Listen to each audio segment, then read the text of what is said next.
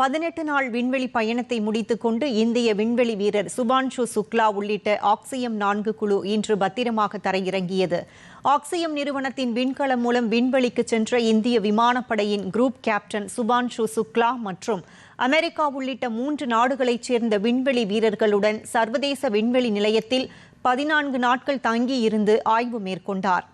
ஆய்வு நிறைவடைந்ததை அடுத்து சுபான்ஷு சுக்லா மற்றும் 3 விண்வெளி வீரர்கள் டிராகன் விண்கலம் மூலம் பூமிக்கு திரும்பும் பயணத்தை நேற்று மாலை தொடங்கினர். திட்டமிட்டபடி அனைவரும் இன்று மாலை அமெரிக்காவின் சாண்டியாகோ பகுதியில் பசிபிக் பெருங்கடலில் தரையிறங்கினர். அவர்களை சுமந்து வந்த டிராகன் விண்கலம் சிறு கப்பல் மூலம் கரைக்கு கொண்டுவரப்பட்டு விண்வெளி வீரர்கள் வெளியே அழைத்து வரப்பட்டனர்.